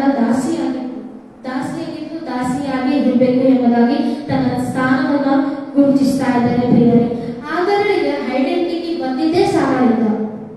ಸಾರಳ ಇಲ್ಲದೆ ಇದ್ರೆ ಹಾಗರಳೆ ಇರ್ತಾ ಇರಲಿಲ್ಲ. ಹೌದಾ? ಸಾರಳ ಐಡೆಂಟಿಟಿ ಹಾಗರಳ ಐಡೆಂಟಿಟಿ ಸಾರಳಿಂದನೇ ಬಂದಿದೆ. ಕೆಲವೊಂದ್ಸಲ ನಮ್ಮ ಜೀವನದಲ್ಲಿ ಕೂಡ ಅಷ್ಟೇ ನಾವು ಒಳ್ಳೆ ಸ್ಥಾನಕ್ಕೆ ಬರುವುದಕ್ಕೆ ಕಾರಣವಾಗಿರುವಂತ ಮನುಷ್ಯರನ್ನ ನಾವು ಮರೆತು ಬಿಡ್ತೇವೆ. ನಮ್ಗೆ ಎಷ್ಟೋ ಸಹಾಯ ಮಾಡಿರ್ತಾರೆ ಆ ಪರ್ಸನ್, ಎಷ್ಟೋ ಸಹಾಯ ಮಾಡಿರ್ತಾರೆ, ಎಷ್ಟೋ ನಮ್ಗೆ ಪ್ರೋತ್ಸಾಹವನ್ನು ನೀಡಿರ್ತಾರೆ, ಮಾರ್ಗದರ್ಶನವನ್ನು ಕೊಟ್ಟಿರ್ತಾರೆ. ಆದ್ರೆ ಅಂತವನ್ನ ನಾವು ಎಷ್ಟೋ ಸಲ ಮರೆತು ಬಿಡ್ತೇವೆ. ನಿಮ್ ಸಹಾಯ ಏನು, ನೀನ್ ಹೇಳ್ತಾ ಇದ್ರೆ ಇನ್ನೊಬ್ರು ಮಾಡ್ತಾ ಇದ್ರು, ನೀನ್ ಕೈ ಹಿಡಿತಾ ಇದ್ರೆ ಇನ್ನೊಬ್ರು ಮಾಡ್ತಾ ಇದ್ರು ಎಂಬುದಾಗಿ ಗರ್ವವನ್ನು ಪಟ್ಟು, ಯಾಕಂದ್ರೆ ನಾವು ಅಂತ ಸ್ಥಾನದಲ್ಲಿ ಇರ್ತೀವಿ. ಅವರು ಆ ಎಲ್ಪ್ ನಮ್ಗೆ ಮಾಡದೇ ಇದ್ರೆ ಇಂಥ ಸ್ಥಾನ ಕೂಡ ಇರ್ತಾ ಇರ್ಲಿಲ್ಲ. ಇಲ್ಲಿ ಸ್ಥಾನ ಇದ್ದೇವೆ, ಅದಕ್ಕೋಸ್ಕರ ಗರ್ವವನ್ನ ತೋರಿಸ್ತಾ ಇದ್ದಾರೆ. ಆತರ ಹಾಕೊಂಡು ನಮ್ಮ ಸ್ಥಾನದಲ್ಲಿ ತಗ್ಗಿಸಿಕೊಂಡು ಬಗ್ಗಿ ಇರಬೇಕು ಪ್ರಿಯರೇ. ಹಲ್ಲೆಲೂಯಾ. ಹಲ್ಲೆಲೂಯಾ. ಅದೇ ರೀತಿಯಲ್ಲಿ ಹಾಗರಳು ತನ್ನ ಸ್ಥಾನವು ಅವಳಿಗೆ ಗೊತ್ತಿರದೇ ಇರುವಾಗ ದೇವರು ಅವಳಿಗೆ ಐಡೆಂಟಿಟಿಯನ್ನ ತೋರಿಸ್ತಾ ಇದ್ದಾರೆ. ಅದೇ ರೀತಿ ನಮ್ಮ ಜೀವನದಲ್ಲಿ ನಮ್ಮ ಸ್ಥಾನಕ್ಕೆ ಬಂದಿರುವುದಕ್ಕೆ ಕಾರಣ ಯಾರಿದ್ದಾರೆ ಅವರನ್ನು ಕೂಡ ಬರೆಯಬಾರದು. ಅವರಿಗೆ ದೇವರು ಪ್ರೇರೇಪಿಸಿದ್ರಿಂದಲೇ ನಿಮಗೆ ಈ ಸ್ಥಾನ ಬಂದಿದೆ ಇವತ್ತು. ಹೌದಾ? ಎಷ್ಟು ಜನ ನಂಬ್ತೇವೆ ನಾವು ಒಂದಿನ ನಾವು ಎಷ್ಟೋ ದುಡಿಯಲ್ಲಿರ್ಬೇಕಾಗಿತ್ತು, ಯಾರೋ ನಮ್ಗೆ ಸಹಾಯ ಮಾಡಿ ನಾವು ಒಳ್ಳೆ ಪೊಸಿಷನ್ ಅಲ್ಲಿ ಇದ್ದೇವೆ. ಯಾಕಂದ್ರೆ ದೇವರು ಡೈರೆಕ್ಟ್ ಬಂದು ಸಹಾಯ ಮಾಡೋದಿಲ್ಲ. ಮನುಷ್ಯನನ್ನು ಉಪಯೋಗಿಸಿಕೊಂಡು ನಿಮಗೆ ಸಹಾಯ ಮಾಡ್ತಾರೆ. ಯಾವತ್ತೂ ಅವರು ದೇವರಿಂದ ಪ್ರೇರೇಪಿಸಲ್ಪಟ್ಟಾಗ ನಿನಗೆ ಸಹಾಯ ಮಾಡಿದ್ರು, ನಿನಗೆ ಮಾರ್ಗದರ್ಶನ ಕೊಟ್ಟರು. ಅಂತವರನ್ನು ಮರಿಬಾರ್ದು. ಈಗ ಲೈಫ್ ಕೊಟ್ಟಂತ ಸಾರಳನಿಗೆ ಮರಿತಾ ಇದ್ದಾಳೆ ಹಾಗರಳು. ಅದೇ ದೇವರು ಹೇಳ್ತಾ ಇದ್ದಾನೆ, ಸಾರಳ ದಾಸಿಯಾದ ಹಾಗರಳು ಎಂಬುದಾಗಿ ತನ್ನ ಐಡೆಂಟಿಟಿಯನ್ನ, ತನ್ನ ಸ್ಥಾನವನ್ನ ಗುರುತು ಮಾಡ್ತಾ ಇದ್ದಾರೆ. ಹಲ್ಲೆಲೂಯಾ. ಮೊದಲನೇದಾಗಿ ದೇವರು ಅವಳನ್ನ ಅರಣ್ಯಕ್ಕೆ ಕರೆದುಕೊಂಡು ಹೋಗಿ ದೇವರು ಏನ್ ಹೇಳಿದ್ರು, ತನ್ನ ಸ್ಥಾನವನ್ನ ಮೊದಲದಾಗಿ ಹೇಳಿದ್ರು. ಎರಡನೇದಾಗಿ ತನ್ನ ಜವಾಬ್ದಾರಿಯನ್ನ ಹೇಳ್ತಾ ಇದ್ದಾನೆ. ದಾಸಿಯಾಗಿರುವಂತವ್ರು, ದಾಸಿಗೆ ಏನ್ ಜವಾಬ್ದಾರಿ ಇರುತ್ತೋ, ಯಜಮಾನಿ ಏನ್ ಹೇಳ್ತಾಳೋ ಅದಕ್ಕೆ ಬದ್ಧರಾಗಿರ್ಬೇಕು, ಅದನ್ನು ಮಾಡಬೇಕು. ಜವಾಬ್ದಾರಿಯನ್ನ ದೇವರು ಹೇಳ್ತಾ ಇದ್ದಾರೆ. ಹಲ್ಲೆಲೂಯಾ. ಎರಡನೇದಾಗಿ ಜವಾಬ್ದಾರಿಯನ್ನ ಹೇಳಿದ್ರು, ಏನ್ ಮಾಡ್ಬೇಕು, ಎಲ್ಲಿ ಇರಬೇಕೆಂಬುದಾಗಿ ತನ್ನ ದೇವರು ಅವರಿಗೆ ಹೇಳ್ತಾ ಹೋಗ್ತಾರೆ. ದೇವರು ಆಕೆಗೆ ಕೇಳಿದ ಎರಡೇ ಪ್ರಶ್ನೆ ಏನಂತ ಹೇಳ್ತಾರೆ ಓದ್ಕೊಳ್ರಿ. 8ನೇ ವಚನ. ಯೆಹೋವನ ದೂತನು ಅವಳನ್ನು ಕಂಡು ಸಾರಳ ದಾಸಿಯಾದ ಹಾಗರಳೆ ಎಲ್ಲಿಂದ ಬಂದಿ, ಎಲ್ಲಿಗೆ ಹೋಗುತ್ತಿ, ಎಲ್ಲಿಂದ ಬಂದಿ, ಎಲ್ಲಿಗೆ ಹೋಗುತ್ತಿ. ಈ ಎರಡೇ ಪ್ರಶ್ನೆಯನ್ನ ಸಾರಳಿಗೆ ದೇವರು ಕೇಳ್ತಾ ಇದ್ದಾರೆ. ಎಲ್ಲಿಂದ ಬಂದಿ, ಎಲ್ಲಿಗೆ ಹೋಗ್ತಾ ಇದ್ರಿ ಎಂಬುದಾಗಿ. ಅಂದ್ರೆ ಅವಳು ಹಾಗರಳು ತನ್ನ ಯಜಮಾನಿ ಸಾರಳ ಬಳಿಗೆ ಓಡಿ ಹೋಗ್ತಾ ಇದ್ದೇನೆ ಎಂಬುದಾಗಿ ಹೇಳ್ತಾ ಇದ್ದಾಳೆ. ಅವಳ ಉತ್ತರ ಕೂಡ ಒಂದ್ಸಲ ಓದ್ಕೊಳ್ರಿ. ಕಂಟಿನ್ಯೂ. ಎಲ್ಲಿಂದ ಬಂದಿ, ಎಲ್ಲಿಗೆ ಹೋಗುತ್ತಿ ಎಂದು ನನ್ನ ಯಜಮಾನಿಯಾದ ಸಾರಳ ಬಳಿಯಿಂದ ಓಡಿ ಹೋಗುತ್ತಾ ಇದ್ದೆ. ಈಗ ಬಂತು ಇವಾಗ ಅರ್ಥ ಆಯ್ತು ತನ್ನ ಸ್ಥಾನ ಏನು ಎಂಬುದಾಗಿ. ಹಲ್ಲೆಲೂಯಾ. ಅವತ್ತು ಗೋಡಿ ಹೋಗಿದ್ದ ಕಾರಣ ಹೇಳೆ. ಸೊ ದೇವರು ಅವಳಿಗೆ ತನ್ನ ಸ್ಥಾನವನ್ನ ಸಾರಳ ದಾಸಿಯಾದ ಆಗಲಂತ ಸ್ಥಾನವನ್ನ ಹೇಳಿದಾಗ ಎಲ್ಲಿಂದ ಬಂದು ಎಲ್ಲಿಗೆ ಹೋಗ್ತಾ ಇದೆ ಎಂದಾಗಿ ದೇವರು ಪ್ರಶ್ನೆ ಕೇಳುವಾಗ ತನ್ನ ಬಾಯಿಂದಲೇ ಉತ್ತರ ಬರ್ತಿದೆ. ಸಾರಳ ದಾಸಿಯಾದ ಆಗರಳು ಇಲ್ಲಿಂದ ಬಂದು ಇಲ್ಲಿಗೆ ಹೋಗ್ತಾ ಇದ್ದೇನೆ, ಅವಳಿಂದ ಬಂದು ಓಡಿ ಹೋಗ್ತಾ ಇದ್ದೀನಿ ಎಂಬುದಾಗಿ ಹೇಳ್ತಾ ಇದ್ದಾರೆ. ಹಲ್ಲೆಲೂಯಾ. ಹಲ್ಲೆಲೂಯಾ. ದೇವರು ನೋಡಿ ಪ್ರಶ್ನೆಯನ್ನ ಕೇಳಿ ತನ್ನ ಬಾಯಿಯಿಂದಲೇ ಉತ್ತರ ಬರಲಿಕ್ಕೆ ಮಾಡ್ತಾ ಇದ್ದಾರೆ, ಉತ್ತರ ಬರುವಂತೆ ಮಾಡ್ತಾ ಇದ್ದಾರೆ. ಹಲ್ಲೆಲೂಯಾ. ಎಷ್ಟೋ ಸಂದರ್ಭದಲ್ಲಿ ನಮ್ಮ ಜೀವನದಲ್ಲಿ ನಾವು ಅದೇ ಪರಿಸ್ಥಿತಿ ಆಗರಂತ ಪರಿಸ್ಥಿತಿಯಲ್ಲಿ ನಾವು ಇರ್ತೇವೆ. ಎಲ್ಲಿಗೆ ಹೋಗ್ಬೇಕು, ಏನ್ ಮಾಡ್ಬೇಕು, ನಮ್ಮ ಸ್ಥಾನ ಏನು, ನಮ್ಮ ಜವಾಬ್ದಾರಿ ಏನು ಎಂಬುದಾಗಿ ಕಂಗಾಲ ಆಗಿರ್ತೇವೆ. ಏನ್ ಮಾಡ್ಬೇಕು ಎಂಬುದಾಗಿ ಪೊಸಿಷನ್ ಕೂಡ ಎಂತ ಸ್ಥಾನದಲ್ಲಿ ನಾವು ಹೋಗ್ಬೇಕು ಎಂಬುದಾಗಿ ಕೂಡ ನಮಗೆ ಅರಿವು ಇರೋದಿಲ್ಲ. ಆದ್ರೆ ದೇವರು ನಿನ್ನನ್ನು ನನ್ನನ್ನು ಪ್ರತ್ಯೇಕಿಸಿ, ಜನರಿಂದ ಪ್ರತ್ಯೇಕಿಸಿ, ವಾತಾವರಣದಿಂದ ಪ್ರತ್ಯೇಕಿಸಿ ಅಡವಿಯ ಸ್ಥಾನಕ್ಕೆ ಕೊಂಡೊಯ್ದು ಬಿಟ್ಟು ದೇವರು ಕಲಿಸುವಂತ ಪಾಠಗಳು ಇವಾಗಿದೆ. ಹಲ್ಲೆಲೂಯಾ. ದೇವರು ಈ ತರ ಹೇಳ್ಕೊಳ್ತಾ ಇದ್ದಾರೆ, ನಿನ್ನ ಸ್ಥಾನ ಏನು, ನಿನ್ನ ಜವಾಬ್ದಾರಿ ಏನು, ನೀನು ಏನ್ ಮಾಡ್ಬೇಕು, ಎಲ್ಲಿರಬೇಕು ಎಂಬುದಾಗಿ ತಿಳಿಸ್ತಾ ಇದ್ದಾನೆ. ಹಲ್ಲೆಲೂಯಾ. ಹಲ್ಲೆಲೂಯಾ. ಅದೇ ರೀತಿಯಾಗಿ ಆಗರಳಿಗೆ ತಿಳಿಸಿದಾಗ ಅವಳಿಗೆ ಅರ್ಥ ಆಯ್ತು, ಓಕೆ ನಾನು ಸಾರಳ ದಾಸಿ ಎಂಬುದಾಗಿ ಅವಳು ಉತ್ತರವನ್ನ ಕೊಡ್ತಾ ಇದ್ದಾಳೆ. ಅವಾಗ ಮೊದಲೇ ಅವಳಿಗೆ ಅಹಂಕಾರ ಇತ್ತು. ಯಾವಾಗ ಗರ್ಭ ಧರಿಸ್ತಾ ಇದ್ದಾಳಲ್ಲ, ತಾತ್ಸಾರ ಮಾಡಿದ್ದು ಅದೆಲ್ಲ ಮಾಡದೇ ಇದ್ದಿದ್ರೆ ಇಷ್ಟೆಲ್ಲ ಆಗ್ತಾ ಇರ್ಲಿಲ್ಲ. ಹೌದಾ? ಸೊ ತಾತ್ಸಾರ ಅನ್ನೋದು ಅವಳಲ್ಲಿ ಬಂತು, ಈಗೋ ಮತ್ತು ಅಹಂಕಾರ ಅನ್ನೋದು ಬಂತು ಅವಳಲ್ಲಿ. ಅದಕ್ಕಾಗಿ ಇಷ್ಟೆಲ್ಲ ಸ್ಟೋರಿಯನ್ನ ನಾವು ನೋಡ್ತಾ ಇದ್ದೀವಿ. ಹಲ್ಲೆಲೂಯಾ. ಹಲ್ಲೆಲೂಯಾ. ದೇವರು ನಿನ್ನ ಯಜಮಾನಿ ಬಳಿಗೆ ಮತ್ತೆ ಅಲ್ಲೇ ಮುಂದೆ ಹೋಗ್ತಾ ಇದ್ರೆ ತಾನು ಇನ್ನೇನು ಹೇಳ್ತಾ ಇದ್ದಾನೆ, ನಿನ್ನ ಯಜಮಾನಿಯ ಬಳಿಗೆ ಹೋಗುವಂತೇಳಿ ಮತ್ತೆ ಅದಕ್ಕೆ ಯೆಹೋವನ ದೂತನು ನೀನು ಯಜಮಾನಿಯ ಬಳಿಗೆ ಹಿಂದಿರುಗಿ ಹೋಗಿ ಹಲ್ಲೆಲೂಯಾ.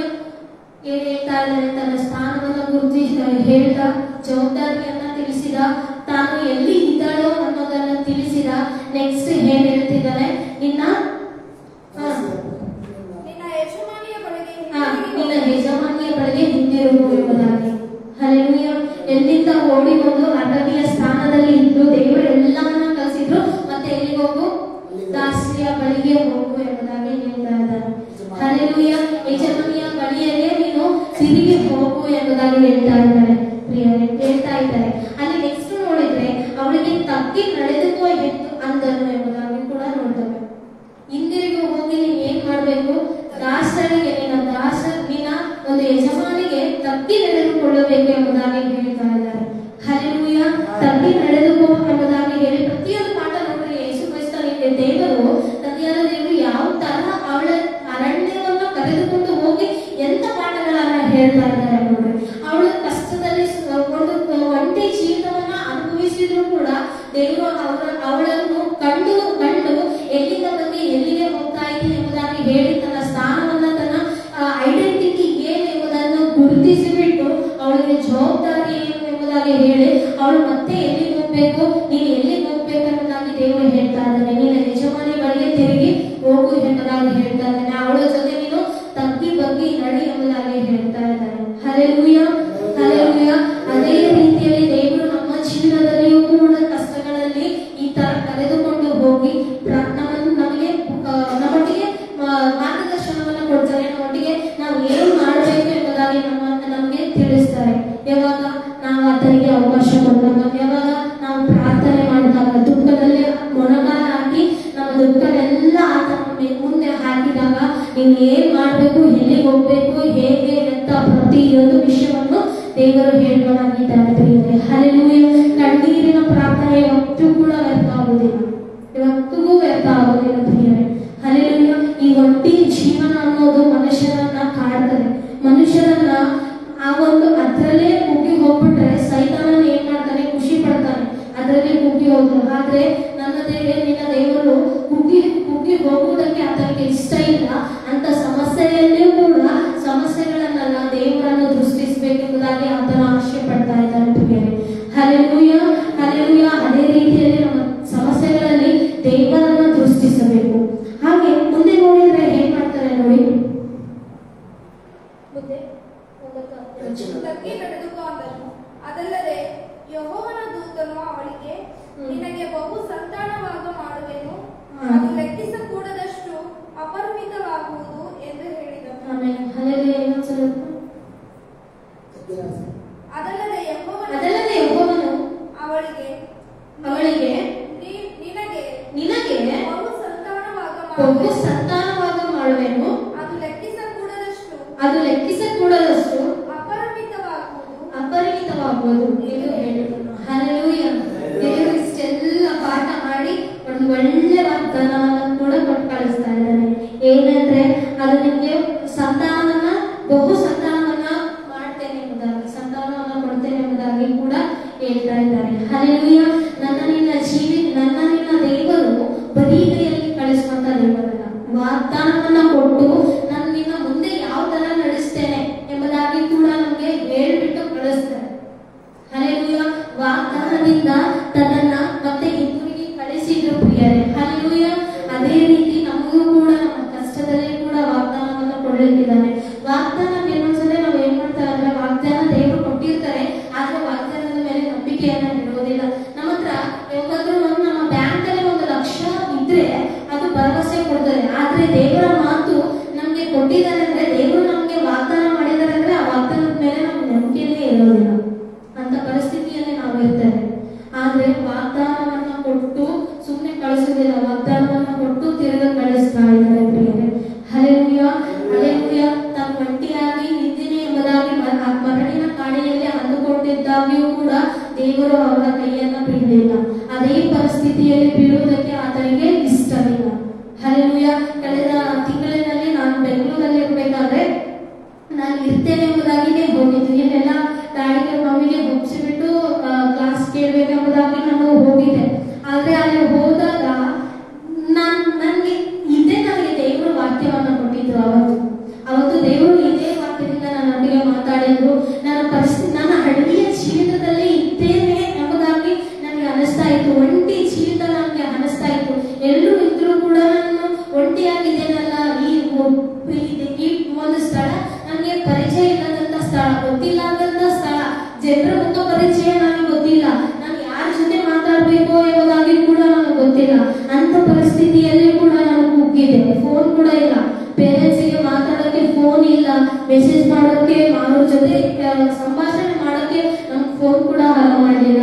ನಾನು ಅನ್ಕೊಂಡಿದ್ದೆ, ಎಂತ ಪರಿಸ್ಥಿತಿ, ನಾನು ಇಲ್ಲಿಂದ ಅನ್ಕೊಂಡಿದ್ದೆ ಫೋನ್ ಇರ್ತಿದ್ದಲ್ಲ, ಫೋನ್ ಎಲ್ಲ ಮಾತಾಡ್ಬಿಟ್ಟು ವಿಡಿಯೋ ಕಾಲಲ್ಲಿ ಮಾತಾಡ್ಕೋಬಹುದು. ಬಟ್ ಅಲ್ಲಿ ಹೋದ್ರೆ ಫೋನ್ ಇಲ್ಲ, ಏನು ಇಲ್ಲ, ಮುಖ ಪರಿಚಯ ಇಲ್ಲ, ಒಂದು ಮೆಸೇಜ್ ಇಲ್ಲ, ಫೋನ್ ಕೂಡ ಕಸ್ಕೊಂಡ್ಬಿಟ್ಟು. ಇಂಥ ಪರಿಸ್ಥಿತಿ ತಾಳಕ್ಕೆ ಆಗ್ತಾ ಇಲ್ಲ. ನಾನು ಹಿಂದೂರಿಗೆ ಹೋಗ್ಬೇಕಂತ ಎಷ್ಟು ಸಲ ಪ್ಲಾನ್ ಮಾಡಿದ್ರೆ, ಎಷ್ಟೋ ಸಲ ನನಗೆ ಆಗ್ತಾ ಇಲ್ಲ. ನನ್ನ ಪೇರೆಂಟ್ಸ್ ಬಿಟ್ಟು ನನಗೆ ಈ ಒಂದು ಸ್ಥಳ ಹೊಸದಾಗಿದೆ ಅಂತಾಗಿ ನನಗೆ ಆಗ್ತಾ ಇಲ್ಲ ಅಂತ ದುಃಖದಲ್ಲಿ ಇರುವಾಗ ಒಮ್ಮೆಯಿಂದ ಬರ್ತಡೇ ಕೂಡ ಇತ್ತು, ಅದು ಕೂಡ ನೆನಪಿಲ್ಲ, ಅದು ಕೂಡ ವಿಶ್ ಮಾಡ್ಬೇಕನ್ನೋದು ಕೂಡ ನೆನಪಿಲ್ಲ. ಅಂತ ಪರಿಸ್ಥಿತಿಯಲ್ಲಿ ನಾನು ಇರ್ಬೇಕಾದ್ರೆ ದೇವ್ರೆ ಏನು ಇಲ್ಲಿ ಕರ್ಕೊಂಡ್ ಬಂದೆಲ್ಲ ನನ್ನನ್ನ ಅಂತ ನಾನು ಕುಗ್ಗುತ್ತಾ ಅಳ್ತಾ ಇರ್ಬೇಕಾದ್ರೆ ದೇವರು ನನ್ನೊಟ್ಟಿಗೆ ಮಾತಾಡಿದ್ದು. ಯಾವಾಗ ನಾನು ಅಲ್ಲಿಗೆ ಹೋಗಿಲ್ಲ ಅಂದಿದ್ರೆ ನನ್ನ ಮೇಲೆ ಅಭಿಷೇಕ ಇಲ್ಲಿವರೆಗೂ ಇರ್ತಾ ಇರಲಿಲ್ಲ. ಅಲ್ಲಿಗೆ ಹೋಗಿ ನನ್ನ ದೇವರು ನನ್ನನ್ನು ಬಲಪಡಿಸಿ ನನ್ನನ್ನು ಅಭಿಷೇಕಿಸಿ ಹಿಂದಿರುಗಿ ಕಳಿಸಿದ್ದಾರೆ ಪ್ರಿಯರೇ.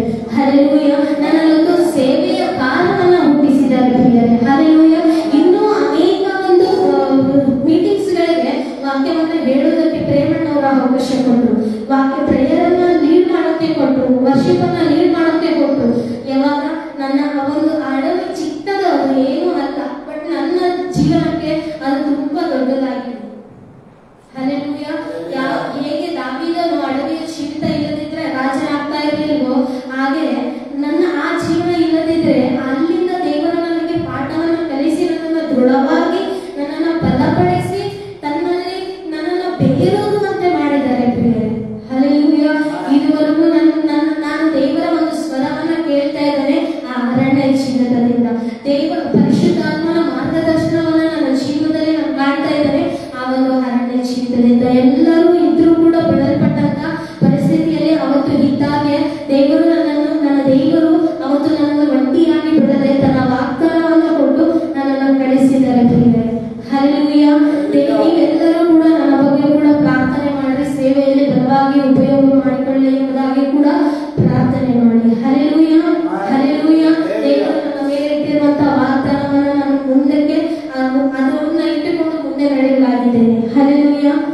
ಹಲ್ಲೆಲೂಯ. ನನ್ನ ದೇವರು ನನ್ನ ಜೀವನದಲ್ಲಿ ಮಾತಾಡಿ ನನ್ನನ್ನು ಬಲಪಡಿಸಿದ ದೇವರು ಅದೇ ವಾಕ್ಯವನ್ನ ಇವತ್ತು ಯಾವ ವಾಕ್ಯ ಹೇಳಬೇಕೆಂಬುದಾಗಿ ನಾನು ಪ್ರಾರ್ಥನೆ ಮಾಡುವಾಗ ದೇವರು ತೋರಿಸಿರುವಂತ ವಾಕ್ಯ ಪ್ರಿಯ. ಹಲ್ಲೆಲೂಯ. ಯಾವಾಗ ಹಾಗರಳು ಮರಳಿನ ಗಾಡಿಯಲ್ಲಿ ಇದ್ಲು, ಅವಳನ್ನ ಕೈ ಬಿಡಲಿಲ್ಲ. ಒಂಟಿ ಜೀವಿತ ಅನುಭವಿಸಿದ್ಲು. ಅಲ್ಲಿ ಪರಿಸ್ಥಿತಿಗಳು ಸರಿಯಾಗಿಲ್ಲ. ಅರಣ್ಯದಲ್ಲಿ ಹೋಗುವಾಗ ಅಲ್ಲಿ ಬಿಸಿಲಿದೆ, ಆಹಾರ ಇಲ್ಲ, ನೀರಿಲ್ಲ. ಅಂತ ಪರಿಸ್ಥಿತಿಯಲ್ಲಿ ದೇವರ ಕಣ್ಣು ಅವಳ ಮೇಲೆ ಬಿತ್ತು. ಇವತ್ತು ನಿನ್ನ ಪರಿಸ್ಥಿತಿಯಲ್ಲಿ ನಿನ್ನ ಜೀವನದಲ್ಲಿ ಎಂತ ಅರಣ್ಯ ಜೀವನವನ್ನು ಅನುಭವಿಸ್ತಿದೆಯೋ ನನಗಂತೂ ಗೊತ್ತಿಲ್ಲ. ಎಂತ ಬಾಧೆಗಳು, ಕಷ್ಟಗಳು, ನೋವುಗಳು, ಸಂಕಟ, ಒಂಟಿಯಾಗಿರುವಂತಹ ಜೀವಿತ, ಸಂಬಂಧಿಕರಗಳಿಂದ ಬಂದಿರುವಂತಹ ತೊಂದರೆಗಳು ಎಷ್ಟು ನೀನು ಅನುಭವಿಸ್ತಾ ಇದೆಯೋ ಗೊತ್ತಿಲ್ಲ. ಆದ್ರೆ ಪ್ರಿಯ ಸಹೋದರ ಸಹೋದರಿ, ದೇವರು ಹೇಳ್ತಾ ಇದ್ದಾನೆ, ನಿನ್ನನ್ನು ಪರೀಕ್ಷಿಸಿ ನಿನ್ನನ್ನು ಒಂದು ನೆಕ್ಸ್ಟ್ ಲೆವೆಲ್ಗೆ ಕರೆದುಕೊಂಡು ಹೋಗಲಾಗಿದ್ದಾನೆ ಪ್ರಿಯ. ಹಲ್ಲೆಲೂಯ. ದೇವರನ್ನು ದೃಷ್ಟಿಸಿ ನೀವು ಮುಂದೆ ಸಾಗುವುದಾದ್ರೆ ದೇವರು ಖಂಡಿತವಾಗಿ ನಿಮಗೆ ಸಹಾಯ ಮಾಡ್ತಾನೆ. ಈ ಒಂದು ಶೋಧನೆ, ಈ ಒಂದು ಪರೀಕ್ಷೆಯಲ್ಲಿ ನೀವು ಪಾಸ್ ಆಗ್ಬೇಕು. ಹಲ್ಲೆಲೂಯ. ನಿಮಗೆ ಏನ್ ಮಾಡ್ಬೇಕು ಅನ್ನೋದಾಗಿ ತೋಚದೆ ಇರುವಂತ ಸಮಯದಲ್ಲಿ ದೇವರು ಪ್ರತಿಯೊಂದನ್ನು ಹೇಳಿಕೊಡ್ತಾರೆ. ನೀವು ಭಯಪಡುವಂತ ಅವಶ್ಯಕತೆ ಬೇಡ. ಭಯಪಡುವಂತದ್ದು ನಮ್ಮಲ್ಲಿ ಇರಲೇಬಾರದು. ಯಾಕಂದ್ರೆ ದೇವರು ಹೇಗೆ ಮಾಡಬೇಕು ಮುಂದೆ ಎಂಬುದಾಗಿ ತಿಳಿಸ್ತಾರೆ. ಹಲ್ಲೆಲೂಯ. ನೀವು ಮುನಗಲಾಗ ಅಷ್ಟೇ ದೇವರ ಜೊತೆ ನೀನು ಪ್ರಾರ್ಥನೆ ಮಾಡು. ಆಗ ದೇವರು ನೀನು ಏನ್ ಮಾಡ್ಬೇಕು, ಎಲ್ಲಿ ಇರ್ಬೇಕು, ಎಲ್ಲಿ ಹೋಗ್ಬೇಕು, ಪ್ರತಿಯೊಂದು ಕೂಡ ಕೊಟ್ಟು ನಿನ್ನನ್ನು ಸುಮ್ಮನೆ ಕಳಿಸದೆ ವಾಗ್ದಾನದಿಂದ ಕಳಿಸ್ತಾರೆ ಪ್ರಿಯರೇ. ಹಲ್ಲೆಲೂಯ. ಹಲ್ಲೆಲೂಯ. ನಾನು ನಂಬಲಾಗಿದ್ದೇನೆ ನಿಮ್ಮ ಜೀವನದಲ್ಲಿ ಕೂಡ ದೇವರು ಈ ತರ ಮಾತನಾಡಿ ನಿಮ್ಮನ್ನು ಒಳ್ಳೆ ವಾಗ್ದಾನವನ್ನು ಕೊಟ್ಟು ನಡೆಸಿ ನೆಕ್ಸ್ಟ್ ಲೆವೆಲ್ಗೆ ನಿಮ್ಮನ್ನು ಕರೆದುಕೊಂಡು ಹೋಗ್ತಾರೆ ಎಂಬುದಾಗಿ. ಹಲ್ಲೆಲೂಯ. ಹಲ್ಲೆಲೂಯ. ಇಂಥ ಸ್ಥಿತಿಯಲ್ಲಿ ದೇವರ ನಿಮ್ಮನ್ನು ಇರುವುದಕ್ಕೆ ಬಿಡದೆ ನೆಕ್ಸ್ಟ್ ಲೆವೆಲ್ಗೆ ಒಂದು ಒಳ್ಳೆ ಪೊಸಿಷನ್ಗೆ ದೇವರು ನಿಮ್ಮನ್ನು ನಡೆಸ್ತಾರೆ ಪ್ರಿಯರೇ. ಹಲ್ಲೆಲೂಯ. ಪೌಲನ ಜೀವನದಲ್ಲಿ ಆ ಒಂದು ಅಡವಿ ಇಲ್ಲದೆ ಹೋಗಿದ್ರೆ ನಾವು ಕೆಲಸ ಮಟ್ಟಿಗೆಯಲ್ಲಿ ಪತ್ರಿಕೆಗಳೇ ಸಿಗ್ತಾ ಇರಲಿಲ್ಲ. ಯಾಕಂದ್ರೆ ನಮಗೆ ದೇವರ ವಾಕ್ಯ ನಾವು ಹೇಗೆ ನಡೆದುಕೊಳ್ಬೇಕು ಅನ್ನೋದಾಗಿ ಕೂಡ ನಮಗೆ ಗೊತ್ತಾಗ್ತಾ ಇರಲಿಲ್ಲ. ಪೌಲನ ಅಡುಗೆಯ ಜೀವಿತದಲ್ಲಿ ಬೀಳದೆ ಹೋಗಿದ್ರೆ ಇವತ್ತು ನಮ್ಮ ಜೀವನದಲ್ಲಿ ಕೂಡ ನಾವು ದೇವರನ್ನು ಹಾಕಿಕೊಳ್ಳೋಣ. ದೇವರ ಪರೀಕ್ಷೆಯಲ್ಲಿ ನಾವು ಪಾಸ್ ಆಗೋಣ ಪ್ರಿಯರೇ. ಮತ್ತೆ ಮತ್ತೆ ಹೇಳ್ತೇನೆ, ಯಾವುದೇ ಕಾರಣಕ್ಕೂ ಸಮಸ್ಯೆಯಲ್ಲಿ ಕುಗ್ಗಿ ಹೋಗಬಾರದು. ಸಮಸ್ಯೆಯಲ್ಲಿ ನೀನು ಹತ್ತದೆ ಸೈತಾನ ಹತ್ತಾನೆ. ನಾವು ಅದನ್ನು ಜಯಿಸಬೇಕು. ಯೇಸು ಕ್ರಿಸ್ತನು ಕೂಡ ಶೋಧಿಸಲ್ಪಟ್ಟನು ಎಂಬುದಾಗಿ ನೋಡ್ತಾರೆ. ಸೈತಾನನಿಂದಲೇ ಅವರು ಶೋಧಿಸಲ್ಪಟ್ಟರು. ಯಾವಾಗ ಸೇವೆ ಬರೋಕ್ಕಿಂತ ಮುಂಚೆ 40 ದಿನ ಪ್ರಾರ್ಥನೆ ಮಾಡುವಾಗ. ಆದ್ರೆ ಯೇಸು ಕ್ರಿಸ್ತನ ಅದಕ್ಕೆ ಒಪ್ಪಿದ್ರ? ಇಲ್ಲ. ನೋಡ್ತೇವೆ ಇಬ್ರಿಯರ ಬರೆದ ಪತ್ರಿಕೆಯಲ್ಲಿ 4ನೇ ವಚನ 4ನೇ ಅಧ್ಯಾಯ 15ನೇ ವಚನದಲ್ಲಿ ನೋಡ್ಕೊಳ್ರಿ.